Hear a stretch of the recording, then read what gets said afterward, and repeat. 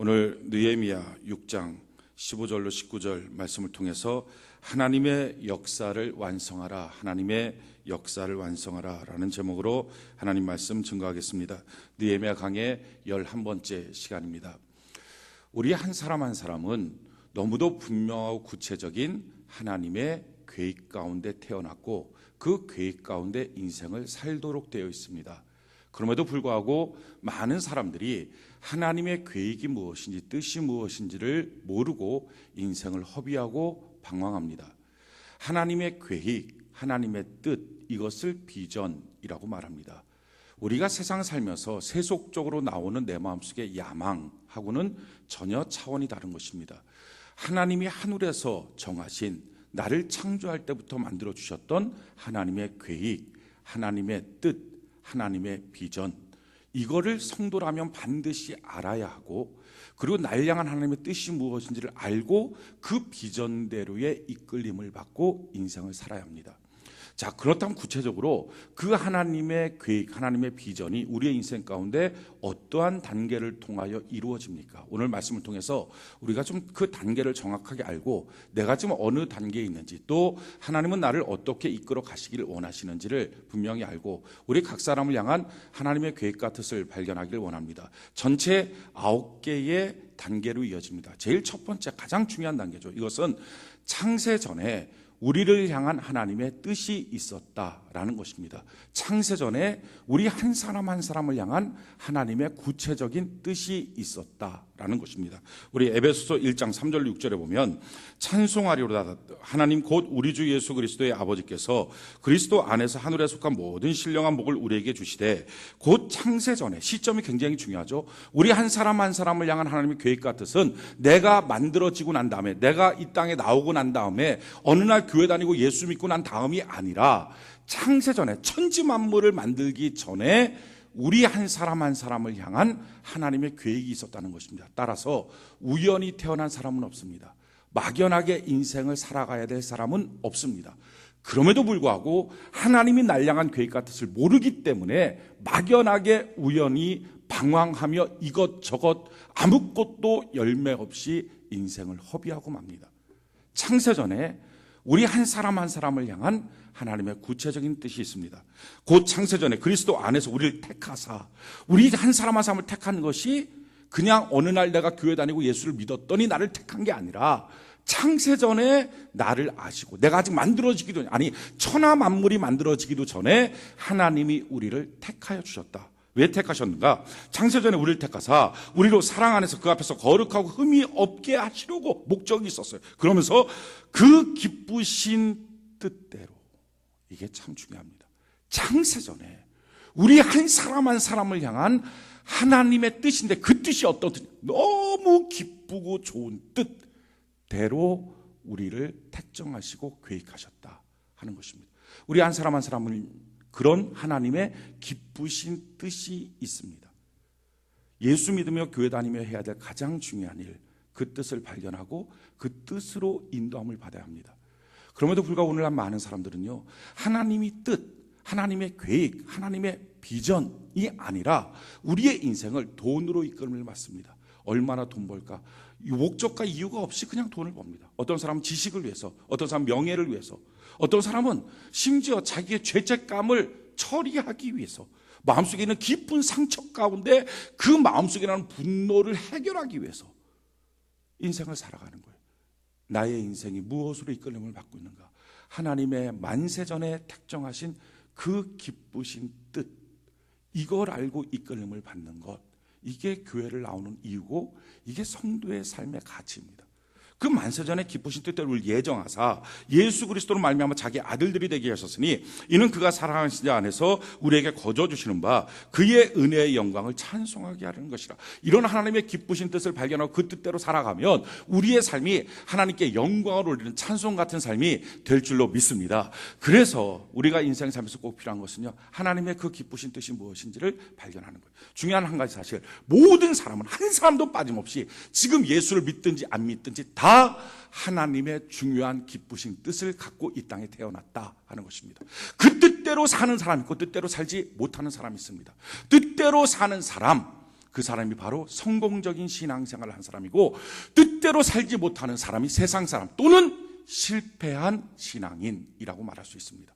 사랑하는 성도 여러분, 저는 여러분들이 실패한 신앙인이 되지 않길 바랍니다. 이미 교회에 왔어요. 이미 예수를 알았어요. 예수를 믿었어요. 따라서 세상 사람들은 되지 않죠. 그러나 까딱 잘못하면 실패한 신앙인이 될 수 있습니다. 성경은 그 실패한 신앙인을 열매 없이 천국에 올라간, 그래서 천사들이 야 조롱하고 멸시하는 하나님의 자녀들 크리스찬이 있더라라고 성경 기록합니다. 우리가 그런 삶이 아니라 하나님 앞에서 참 칭찬받는 신앙인으로 살아가는 은혜가 있기를 바랍니다. 그러니까 한 사람 한 사람 다 우리 모두 하나님의 기쁘신 뜻이 있었다. 언제? 내가 만들어질 때의 시점이 아니라 이 땅의 모든 것이 창조되기 이미 전에, 창세 전에 우리를 향한 기쁘신 뜻이 있었다라는 것입니다. 자, 두 번째 단계는요, 임신이에요. 이런 하나님의 기쁘신 뜻이 구체적으로 이 땅에 나타나는 시점, 그게 뭡니까? 우리 부모님이 나를 임신하는 시점입니다. 그 임신하는 시점을 통해서 나라고 하는 존재를 향한 하나님의 세상을 향한 구체적인 뜻이 실현되기 시작을 합니다. 성경이 이와 같이 말해요. 시편 139편 13절로 17절에 주께서 내 내장을 지으시며 나의 모태에서 나를 만드셨나이다. 내가 주께 감사함은 나를 지으심이 심히 기묘하심이라. 주께서 하시는 일이 기이함을 내 영혼이 잘 아나이다. 내가 은밀한 데서 지음을 받고 땅의 깊은 곳에서 기이하게 지음을 받을 때에 나의 형체가 주의 앞에 숨겨지지 못하였나이다. 내 형질이 이루기 전에 주의 눈이 보셨으며 나를 위하여 정한 날이 하루도 되기 전에 주의 책에 다 기록이 되었나이다. 하나님이여 주의 생각이 내게 어찌 그리 보배로우신지요 그 수가 어찌 그리 많은지요. 보십시오. 우리가 우리의 부모의 임신을 통하여 나라고 하는 존재가 만들어질 때, 내 내장이 만들어지고 피와 살과 뼈가 조직되는 순간에 다 하나님이 보고 계셨다. 하나님이 신묘막측하게 기이하게 우리를 만들고 계셨다라는 것입니다. 자, 이걸 통해서 깨닫게 되는 게 뭐죠?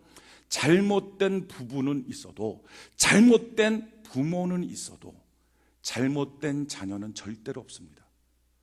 잘못 태어난 사람은 없어요. 태어나지 말아야 될 사람이 태어날 사람은 한 사람도 없습니다. 왜? 그가 만들어질 때, 심지어 어떤 부모는요, 아이를 임신하고 나서 그걸 숨겨야 되는 필요가 있었던 사람이 있을 수 있어요. 그래서 땅의 깊은 곳에서 우리의 태어나고 만들어지는 것들을 숨기고 있는 부모의 가정이라 할지라도 주의 눈이 그걸 보셨다는 거예요. 아셨다는 거예요. 그리고 신묘막측하게 기이하게 하나님이 우리를 창조하셨다. 따라서 잘못 태어난 사람은 한 사람도 없습니다. 여러분들이 어떤 형편, 어떤 가정에서 태어나서 자라왔다 할지라도, 그래서 여러분들의 마음속에 상처가 있다 할지라도, 부모가 야, 너 원래 계획 없었는데 너가 나왔어 라고 말한다 할지라도, 잘못된 만남을 가진 부모는 있어도 잘못된 자녀는 이 땅에 존재하지 않습니다. 다 하나님의 분명한 계획과 뜻과 목적과 시점에 정확하게 우리가 지으심을 받았고 이 땅에 태어난 것입니다.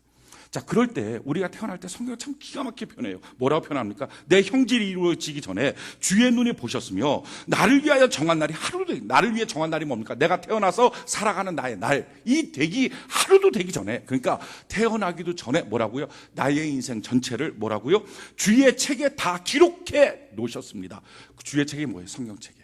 여러분, 우리가 왜 예수 믿으면서 성경 봐야 합니까? 날마다 성경 봐야 합니까? 이 성경 안에 나를 향한 구체적인 인생의 계획과 프로그램이 있습니다.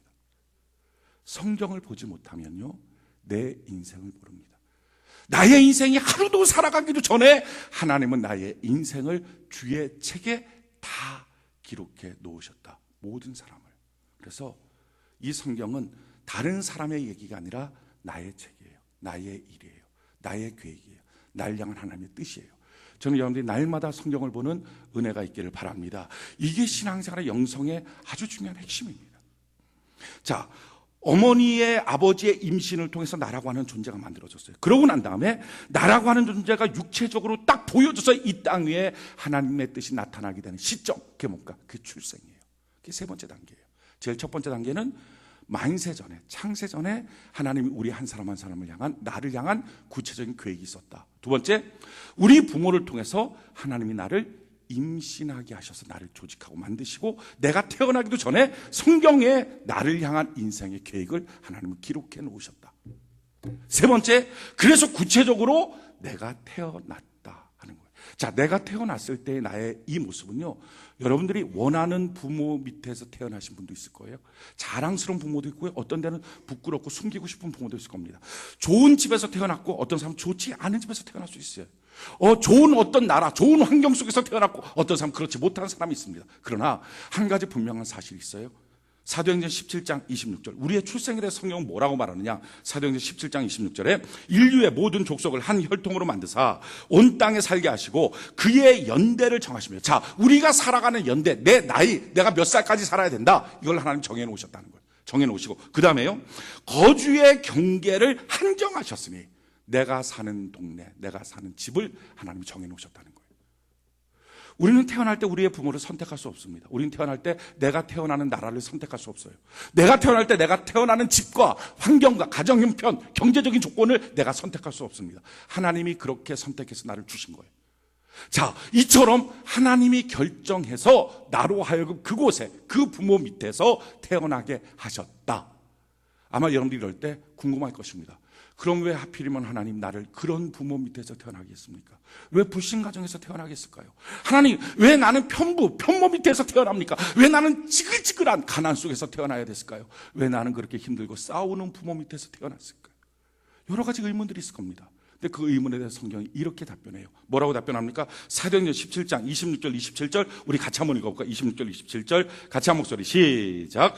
인류의 모든 족속을 한 혈통으로 만드사 온 땅에 살게 하시고 그들의 연대를 정하시며 거주의 경계를 한정하셨으니 이는 사람으로 혹 하나님을 더듬어 찾아 발견하게 하려 하심이로되 그는 우리 각 사람에게서 멀리 계시지 아니하도다. 목적이 뭐라고요?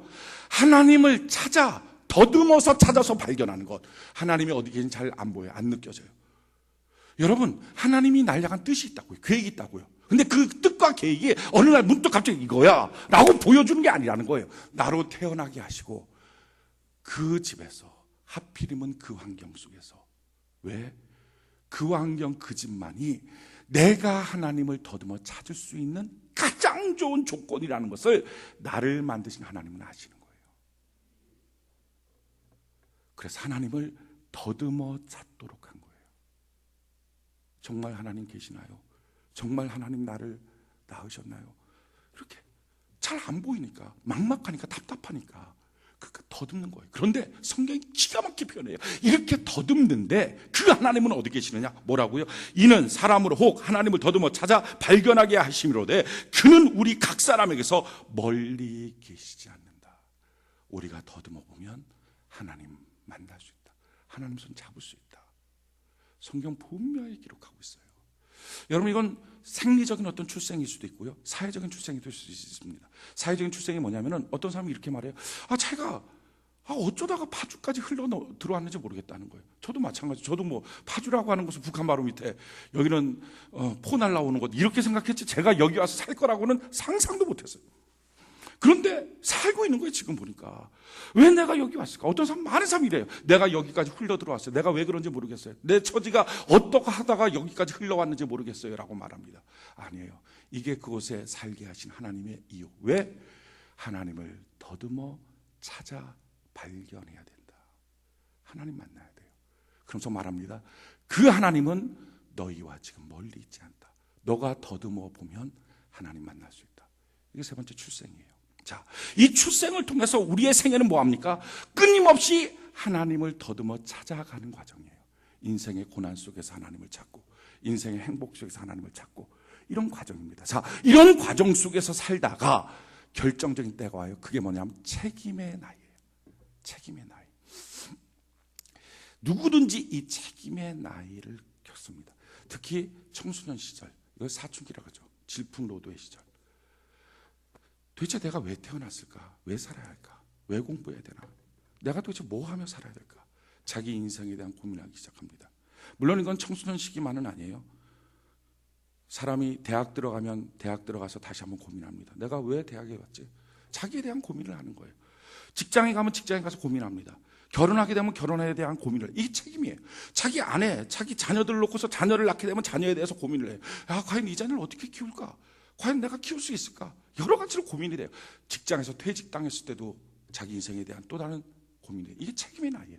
여러 번 우리의 인생에 또는 이사를 했을 때 내가 왜 파주에 이사 왔지? 자기 책임의 나이 이런 걸 느낀다고요. 이 책임의 나이가 참 중요해요. 이때가 바로 여호와 하나님 만날 만한 때예요.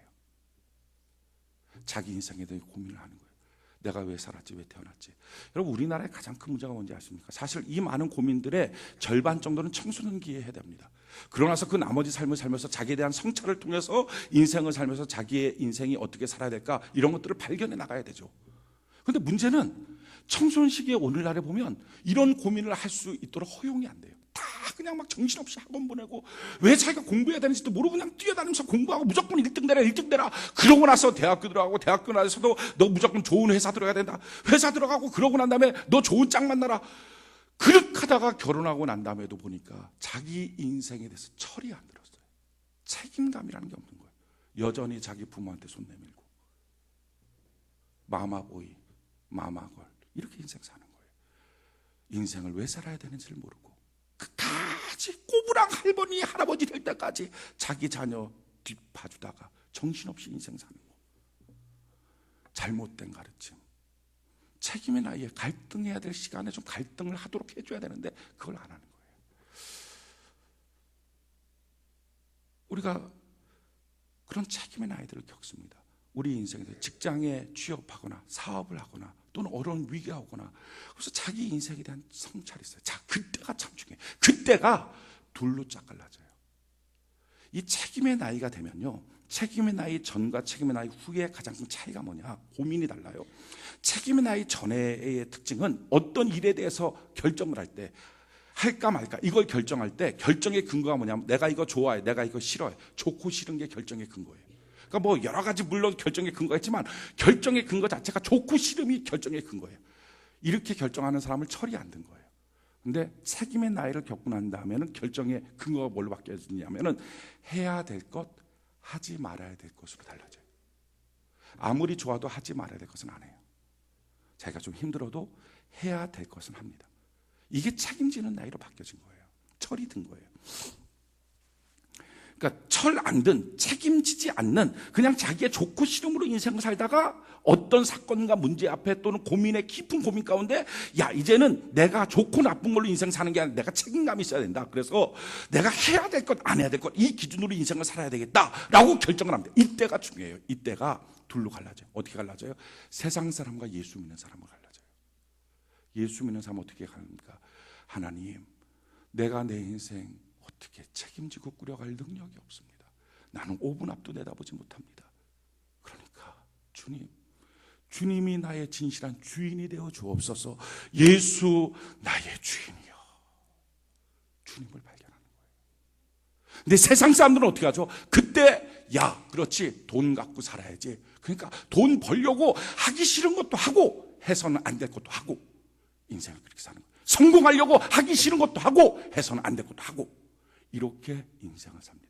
근데 이렇게 세상 사람들의 살아가는 방식들은요, 끊임없이 지나간 자기의 인생 가운데 돈이 없어서 고생했어. 그러니까 돈 벌어야 돼. 뭐 지난 이런 상처가 있어서 열등감이 있어서 이것 때문에 나는 고생했어. 그러니까 이거 어떻게 복원해야 돼.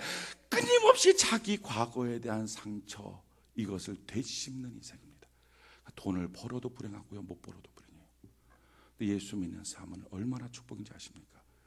지금까지 살았던 나의 삶에 대한 모습에서 이제는 내가 내 인생을 경영할 수 없다는 거예요. 5분 앞도 내다보지 못하는 내가 어떻게 하나님, 난 이제 포기합니다.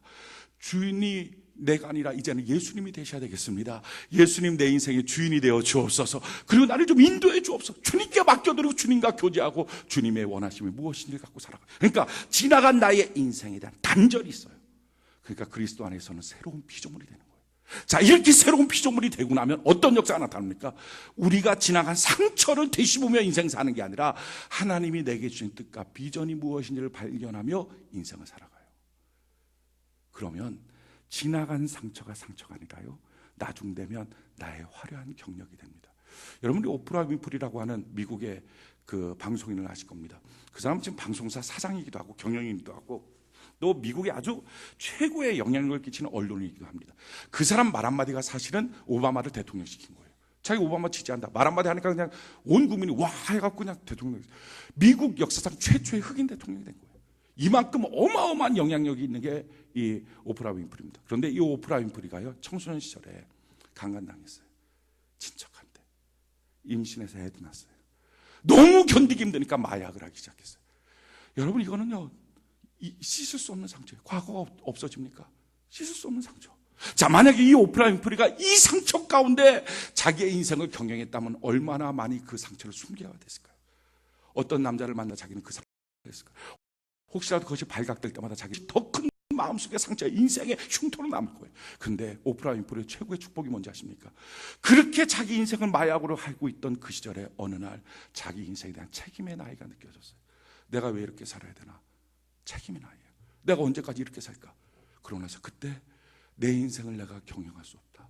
내가 예수 그리스도, 그분을 나의 인생의 주인으로 모셔야 되겠다. 그래서 그 오프라 윈프리가 하나님 앞에 무릎을 꿇어, 하나님, 내 삶에 오세요. 예수님, 내 인생의 주인이 되어주세요. 그리고 그날 이후로 예수를 자기의 개인의 주님으로 고백하고 난 다음에 그날부터 날마다 주님 앞에 기도하고 성경을 오늘까지 보고 있다고 오프라 윈프리가 고백합니다. 그러면서 하나님이 그의 인생을 인도해 줬어요. 지금 최고의 방송인이 됐습니다. 자, 이 최고의 방송인이 되고 나니까 지나간 시절, 청소년 시절의 그 아픔의 상처가 지금 뭐가 돼요? 그의 인생을 더 멋지게 형용할 수 있는 화려한 이력이 된 거예요. 여러분, 예수 믿는 능력과 축복이 뭔지 아십니까? 나의 인생의 과거는 없어지지 않지만, 상처는 사라지지 않지만, 예수 믿고 비전을 향하여 달려가면 지나간 상처가 화려한 경력으로 바뀌어지는 은혜가 있게 될 줄로 믿습니다. 지나간 과거가 화려한 경력으로 바뀌어지고 지나간 아픔이 화려한 경력으로 바뀌어져요. 자, 책임의 나이라고 하는 네 번째 단계에서 바로 이어지는 단계가 그게 바로 거듭남이에요. 그 책임의 단계에서 예수 믿는 사람의 축복은 뭐예요? 예수님 만나는 거예요. 예수님을 자기 인생의 주인으로 고백하는 거예요.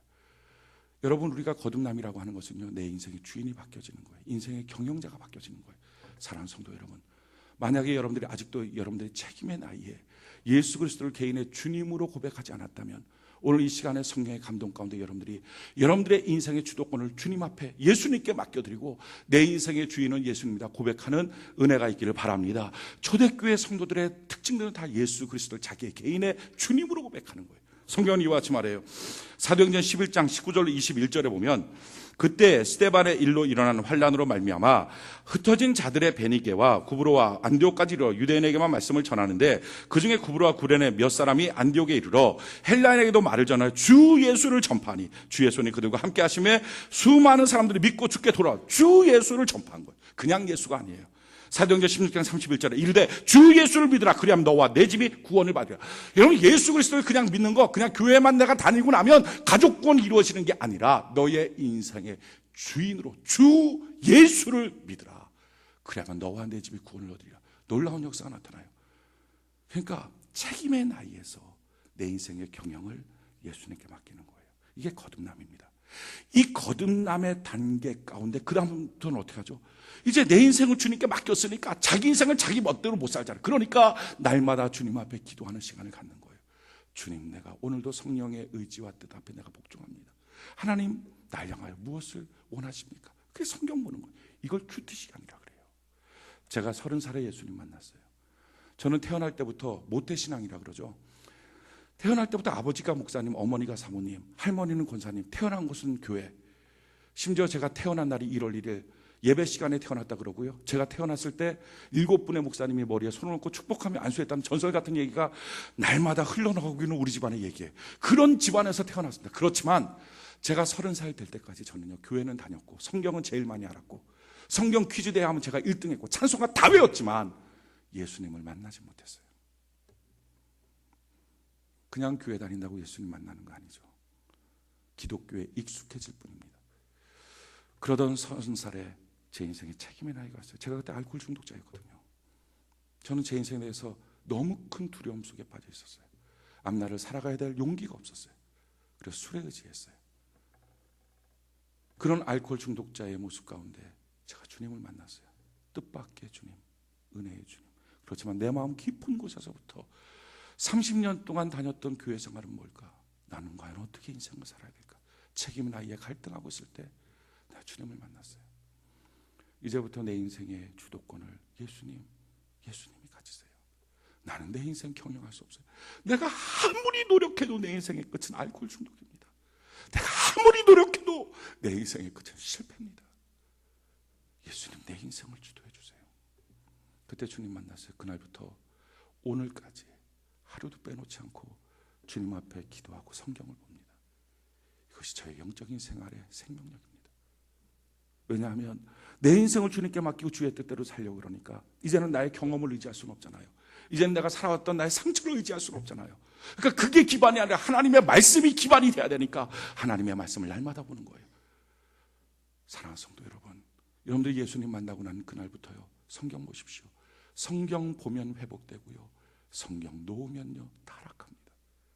성경 보십시오. 이 안에 우리 인생에 대한 하나님의 비전과 길이 있어요. 자, 거듭남의 단계에서 우리가 이제 예수님께 우리 인생의 주도권을 맡겨요. 그리고 주님 앞에 살아가요. 날마다 성경 보며 큐티하며 기도하며 주님 앞에 나가요. 그렇게 나가던 어느 날 성경을 보다가 설교 시간에 말씀을 듣다가 강렬하게 내 마음속에서 하나님, 나 이런 사람 되고 싶어요. 소원이 일어나요. 그게 뭐예요? 그게 소명이에요. 그게 비전이에요. 그게 사명이에요.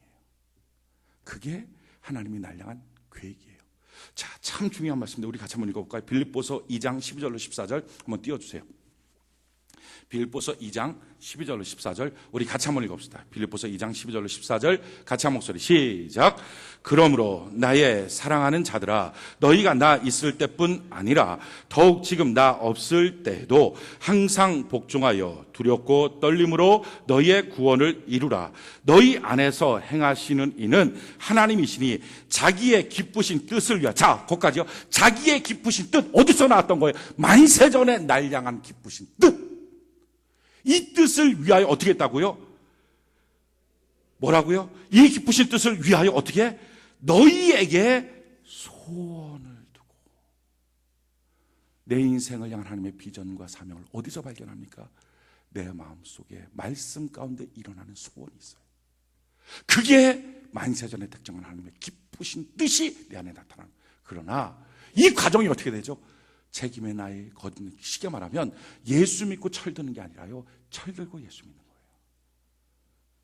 예수 믿고 인간 되는 게 아니라 정말 인간 되고 시민 되고 예의 범절 대충 잊고 예수 믿는 거예요. 이도 저도 없으면 예수 믿기 매우 힘듭니다. 믿는 게 아니라 교회적인 습성을 배울 뿐이지 자기 인생에 대한 심각한 고민 없이 예수님 만났다고 하면요, 신비적일 수가 있어요. 왜냐하면 예수님이 나의 인생에 어떤 기적과 체험은 있어서 병을 고쳐주셨어요. 살림에 무슨 문제를 해결해 주셨어요. 구세주는 될 수 있지만 예수님을 내 인생의 주인으로 인정하지 않을 수가 있어요. 그러니까 책임질 나이, 그 다음에 거듭남. 거듭남을 통해서 날마다 주님과의 교제하는 큐티의 삶. 그러는 가운데 어느 날 내 가슴 속에 불같이 일어나는 소원. 말씀 가운데 주어진 소원. 이게 소명이에요. 이게 하나님이 날 향한 계획과 뜻입니다. 자, 우리 성도들 가운데 이런 분들 많아요.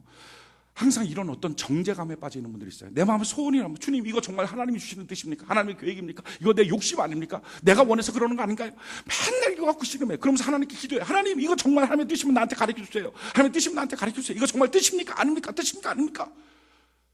여러분, 그런 기도 하지 마세요. 그건 기도로 해결될 게 아니라요, 성경 보는 걸로 해결돼요. 왜? 내 마음속에 일어나는 소원이 명백한 성경이 말하는 범죄 행위가 아니라면 뭐라고요? 하나님의 기쁘신 뜻이 내 안에 소원으로 나타나는 거예요. 그래서 자기의 소원을 정죄하지 마십시오. 그 소원이 바로 하나님의 뜻이에요. 근데 명백한 하나님의 말씀에 어긋났다. 성경을 봐야 하니까. 그러니까 아니면 아니고 기도해도 해결 안 돼요. 명확한 하나님의 뜻. 그 성경 안에 명백한 범죄 행위가 아니면 그 소원이 바로 날 향한 하나님의 계획이에요.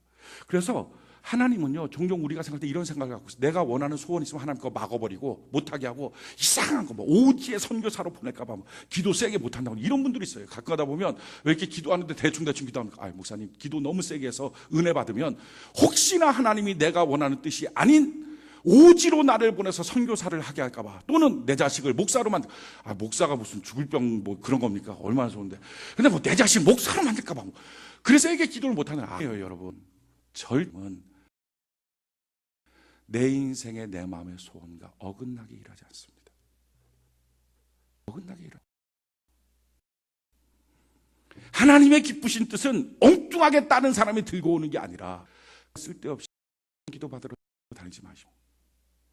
또는 이런 사람들이 있어요. 성도들 가운데서 내가 기도하는데 자매님 하나님이 당신한테 이렇게 하라 그랬어요. 뭐 누구랑 그랬어요. 어디로 가세요. 뭐 이런 거. 또는 더 구체적으로 기도를 하는데 하나님이 나보고 당신 보고 그럼 바로 도망가세요. 사단과 매우 가 있는 사람이 그래서 빨리 도망가요. 하나님은 내 마음의 소원을 통하여 그의 기쁘신 뜻을 나타냅니다. 우리 하나님은 어떤 분이냐? 얼마나 좋으신 하나님이지요. 내게 주어진 소원을 하나님은 거절하지 않아요. 그러나 우리 시편 20편 4절 띄어서 우리 한번 읽어볼까요? 시편 20편 시고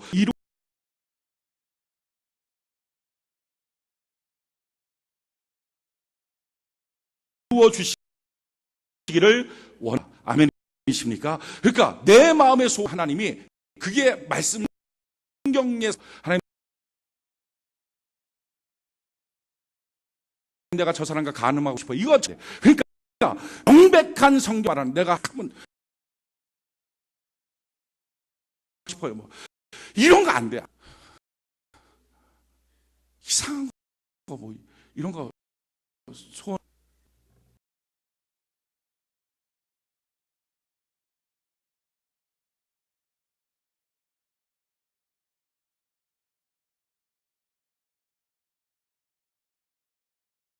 그리고 나서 그 소원이 계획에 대해서 간다고 이게 하나님 뜻이냐? 인생의 계획을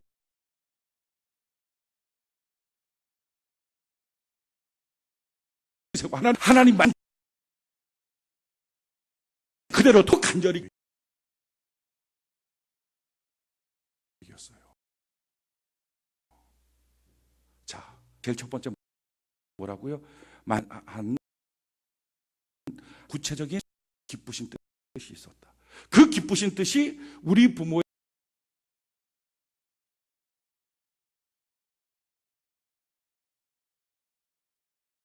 수와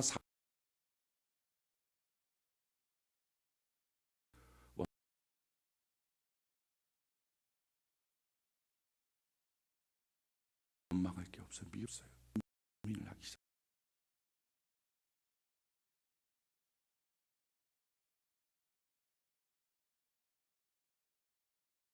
시작하는 나이. 이게 여호와를 그것을 어떤 사람들은 우리 성도 여러분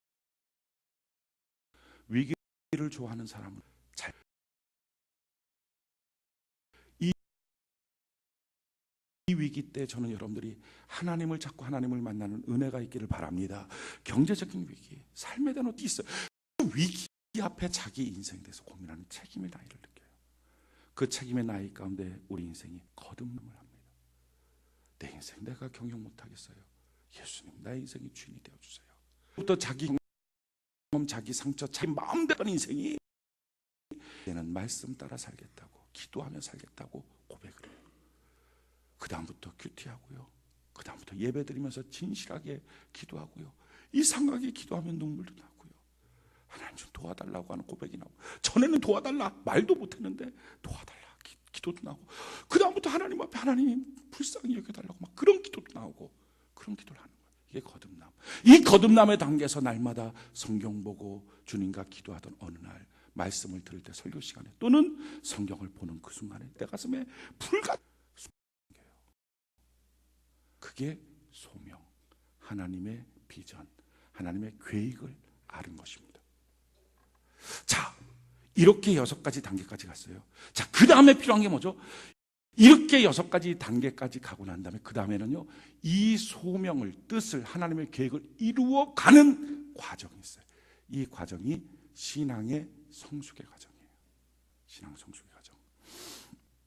이 신앙 성숙의 과정은요, 이 하나님이 보여주시는 소명, 하나님의 기쁘신 뜻의 내용과 참 연관되어 있어요. 어떻게 하냐면은 하나님 우리에게 하나님의 기쁘신 뜻을 보여줄 때 100%를 다 보여주지 않아요. 일부분만 보여줘요.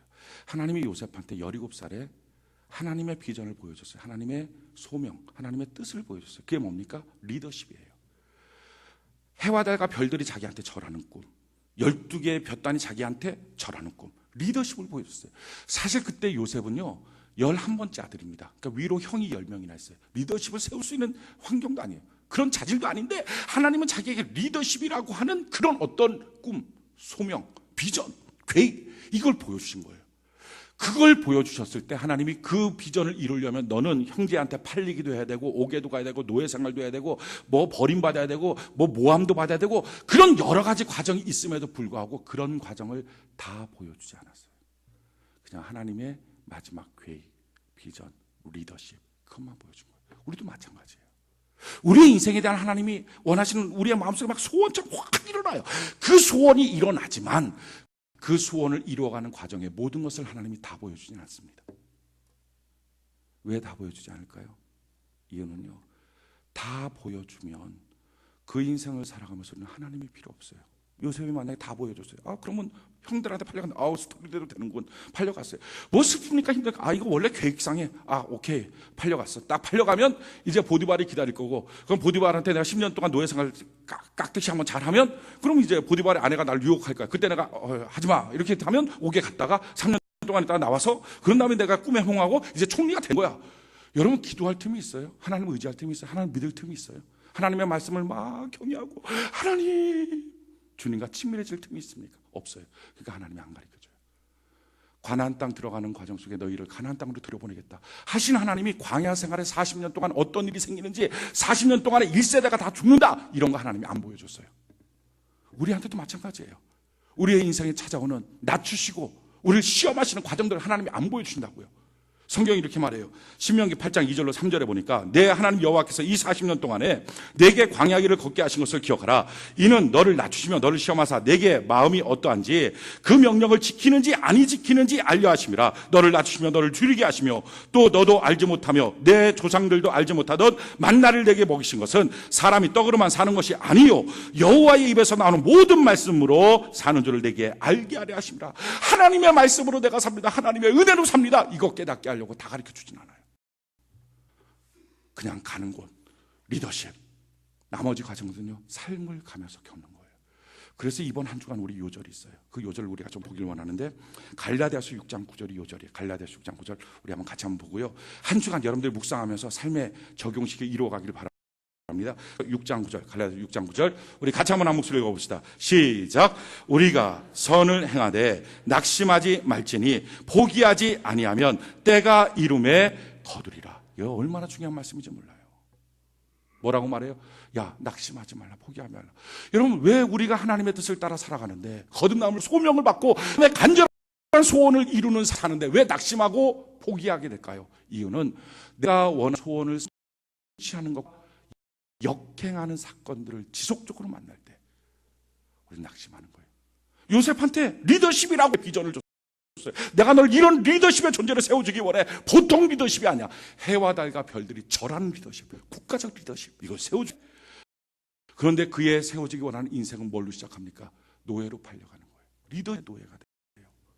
리더십으로, 국가적 리더십으로 세워져야 되는데 강간비솜이라는 모함을 쓰고 옥에 들어갑니다. 사람들 옥졸로 노력하는 거예요. 그것도 13년 동안을. 자기 인생에 하나님 주신 비전과 역행하는 사건들 앞에서 사람들은 낙심하고 포기해요. 근데 성경은 말합니다. 낙심하고 포기하지 마라. 하나님은 여전히 일하고 계신다. 할렐루야. 그러니까 일하시는 하나님 앞에 기다리고 인내하면 때가 되매 반드시 열매를 거두게 될 것이다. 할렐루야. 그러니까요, 우리의 눈을 너무 많이 믿지 말아요. 우리의 길을 너무 많이 믿지 말아요. 우리의 마음을 너무 많이 믿지 말아요. 하나님이 사랑하는 자들의 예비하신 모든 것을 눈으로 보지 못하고 귀로 듣지 못하고 사람의 마음으로도 생각할 수 없다 하셨으니 하나님은 성령으로 이것을 우리에게 보이신다 하셨어요. 여러분, 자기의 눈을 너무 많이 의지하지 마세요. 그러니까 봉사하던 사람들이 이런 사람들이 있어요. 성가대 봉사하는 사람이 어느 날 갑자기 자기가 은혜가 떨어졌어요. 이렇게 내가 은혜가 없는데 은혜 없는 내가 무슨 성가대 봉사하면 뭐가 되겠어? 나같은 사람 은혜 없으니까 안 돼. 아니요, 자기 눈을 의지하지 말고 끊임없이 일하고 계시는, 내가 모르는 가운데서도 일하고 계시는 하나님을 믿고 걸어 나가면, 계속 봉사하면 때가 되면 거두게 되는 역사가 있게 될 줄로 믿습니다. 마찬가지예요. 가정도 마찬가지예요. 이렇게 행복 없는 가정, 이렇게 사랑 없는 남편, 아내랑 내가 더 이상 살아야 되나, 소망 없는 가정 절대로 포기하지 마십시오. 내 눈엔 그렇게 보여도 그 시간을 견디고 나면 마침내 이루시는 하나님의 역사의 날이 있게 될 줄로 믿습니다. 그러니까 낙심하지 마라. 포기하지 마라. 때가 되면 거둔다. 왜 이 말씀을 주세요? 하나님은 다 보여주지 않았어요. 우리 가는 길 마지막 완성점은 보여줬지만 그 길의 과정을 보여주진 않았습니다. 사랑하는 성도 여러분, 지금 그 과정 속에서 낮추시고 시험하신 하나님의 손길 때문에 힘들고 괴롭습니까? 포기하지 마세요. 낙심하지 마세요. 가정 행복을 너무나 원하는데 가정은 너무나 불행합니까? 역행하는 꿈에 대해서 포기하지 마세요. 부유한 삶을 원하는데 너무나 가난해집니까? 역행하는 자기의 인생에 대해서 포기하지 마세요. 여전히 일하고 계신 하나님, 약속을 실현시킨 하나님 앞에 믿음으로 걸어가는 은혜가 있기를 예수님 이름으로 축원해 드립니다. 또 한 가지요, 그 신앙의 성숙 과정 속에 꼭 필요한 게 있습니다. 그건 뭐냐면은 하나님은 우리의 소원을 이루어 가시잖아요. 소명을 이루어 가시잖아요. 마침내 때가 되면 하나님 이루어 주실 거냐. 내가 포기하지만 않으면 하나님은 완성시켜 주실 거잖아요. 그때 내가 해야 될 몫이 있어요. 이 신앙의 성숙의 과정 속에 꼭 해야 될 몫이 뭡니까? 그게 씨를 뿌리는 거예요. 우리의 씨앗이 뭐죠? 우리 다시 한번 읽어볼까요? 갈라디아서 6장 9절, 갈라디아서 6장 9절, 우리 같이 한번 갈라디아서 6장 9절 같이 한번 읽어봅시다. 시작. 우리가 선을 행하되 낙심하지 말지니 포기하지 아니하면 때가 이름에 거두리라. 뭐를 하라고요? 하나님이 원하시는 뜻이 뭐예요? 선이에요. 우리 신앙의 성숙의 과정 동안에 하나님이 원하는 것은 내가 선을 하는 거예요. 그럼 선이 뭘까요? 선은요, 나를 넘어서는 게 선입니다. 내가 내 건강을 위해서 막 투자하는 그거 선한 겁니까? 내가 나 잘 먹으려고 먹고 사는 것, 내가 나만 보는 것, 내가 잘 되려고 나를 위해서 뭐를 준비하는 것, 내가 나와 내 가정과 내 자녀 오직 그것만 아는 것, 그걸 어떻게 선이라고 말합니까? 선은 뭐죠? 내가 남을 위하여 하는 시간, 물질, 마음, 나를 넘어서는 것, 이게 선이에요. 이 선을 하기를 원하는 거예요. 신앙의 성숙의 과정 동안에 요셉은요, 그냥 옥 생활 안 했어요.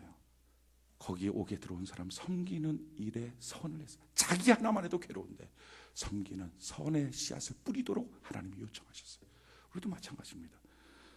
성경이 이렇게 말해요. 고린도후서 9장 6절로 8절에 보면 이것이 곧 적게 심는 자는 적게 거두고 많이 심는 자는 많이 거둔다는 말이오다.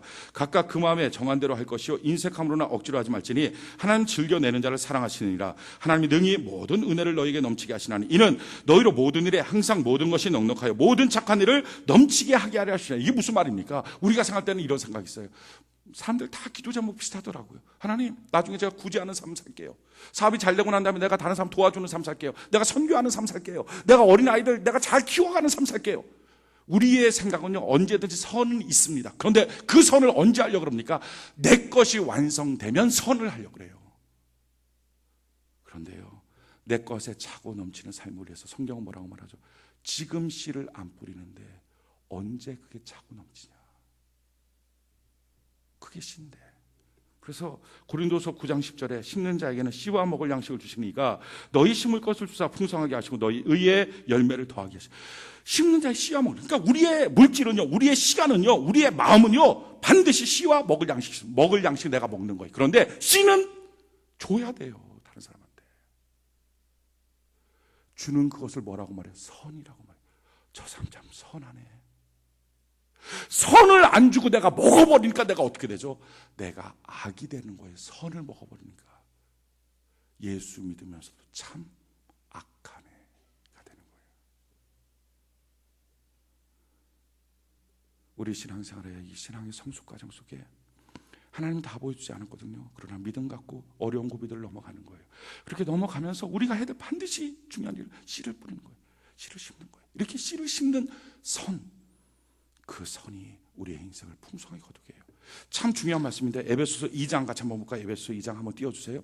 에베소서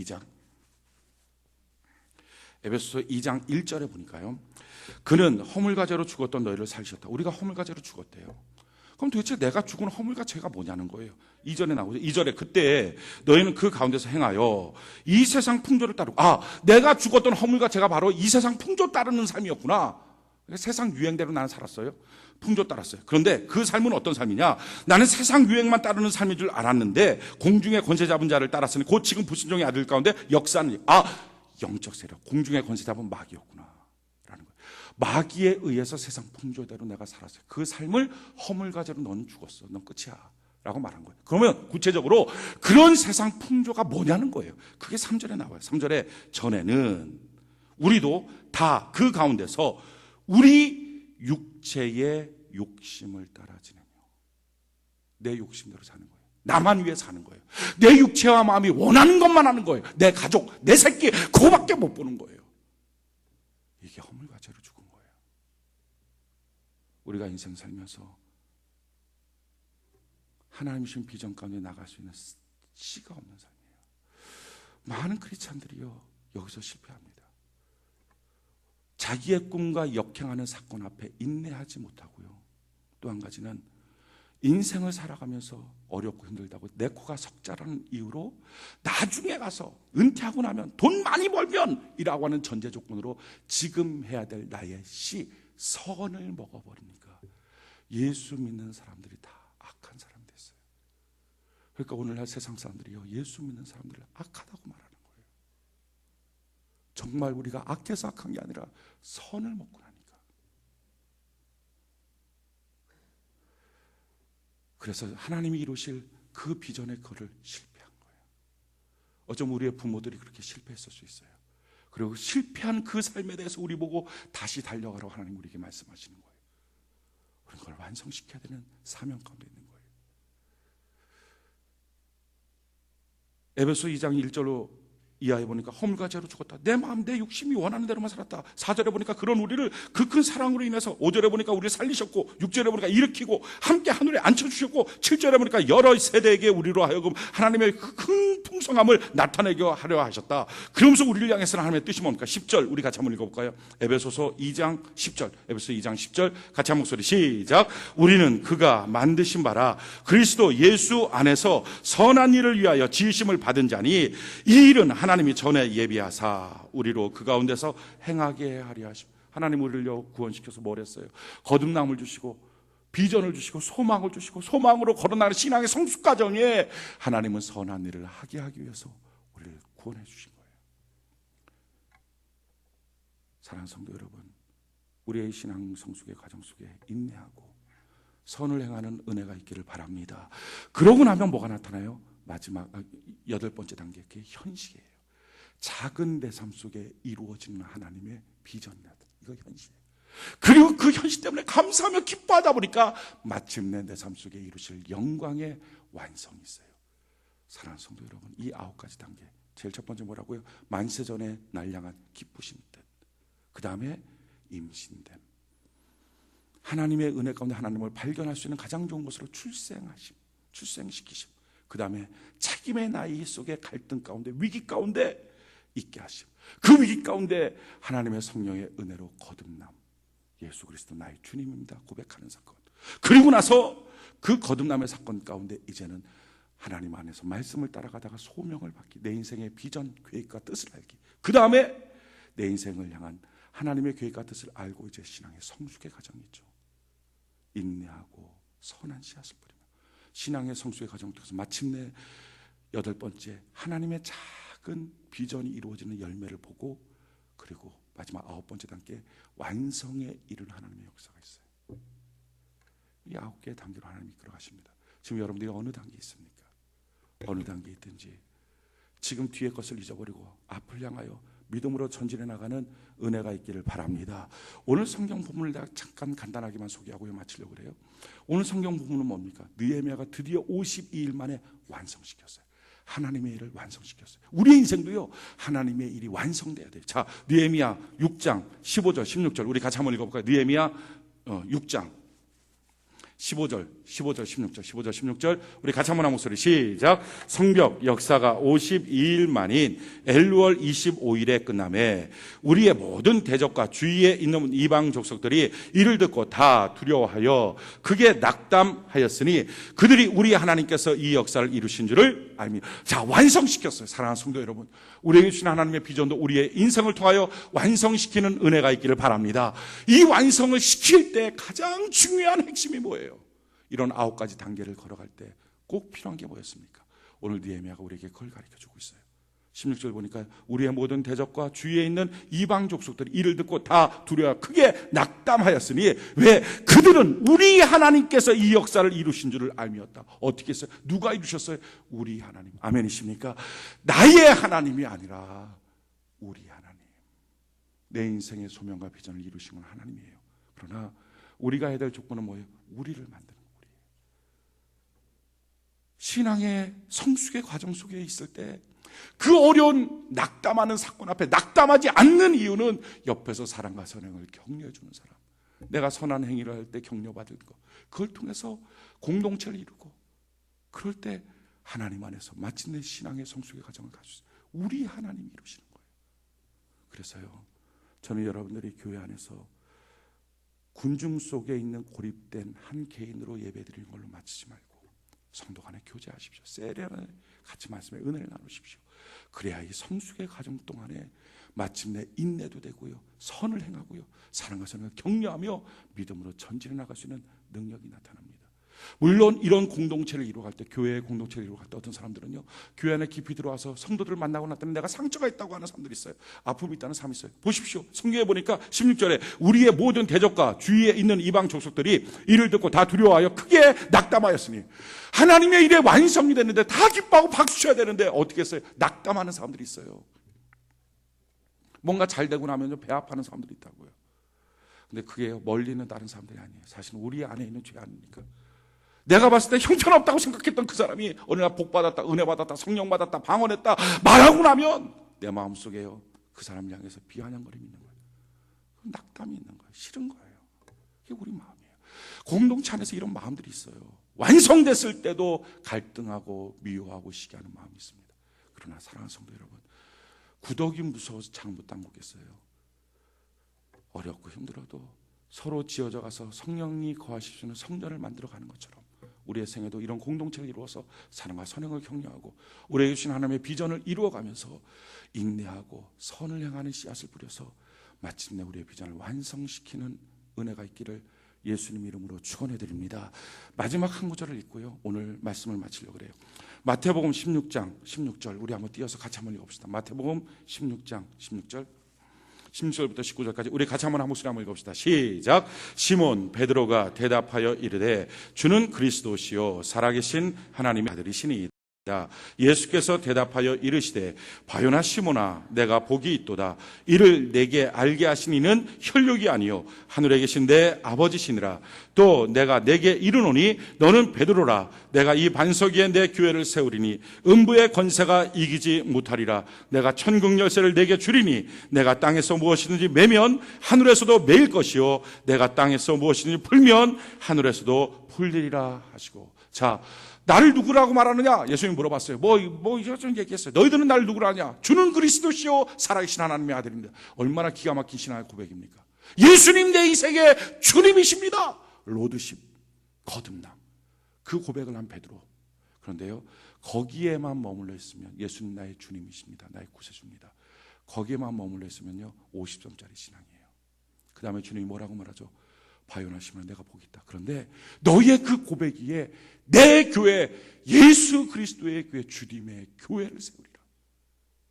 주님의 이 답변이 100점이에요. 보십시오. 예수님 나의 주님이십니다. 개인의 구원의 고백만 한다면 50점이고요. 그 다음에 뭐가 꼭 필요해요? 교회. 하나님 안에서의 공동체를 알아야 100점짜리 신앙이 돼요. 그래야 신앙의 성숙에서 하나님의 비전의 완성을 봅니다. 사랑하는 성도 여러분, 우리 같이 셀로 나누고 또 공동체를 이루고 혼자서 신앙생활하지 말고, 만약에 여러분들 개인 큐티 안 하고 있다면 개인 큐티하고, 책임의 나이 속에 갈등하고 있다면 주님 만나고요. 지금 여러분들 어느 단계든지 신앙의 성숙의 단계 가운데 낙심할 만한 사건 앞에 포기하려고 했다면 다시 힘을 내고요. 만약에 너무나 지금 삶이 어려워서 나만을 위해서 살 수밖에 없었다면 이제라도 눈물 질끈 흘리면서 뛰어서 이웃을 위한 삶을 좀 살기를 원하고요. 선의 씨앗을 뿌려서 우리 다 주님이 우리에게 주신 비전들을 완성해가는 은혜가 있기를 예수님 이름으로 축원해 드립니다.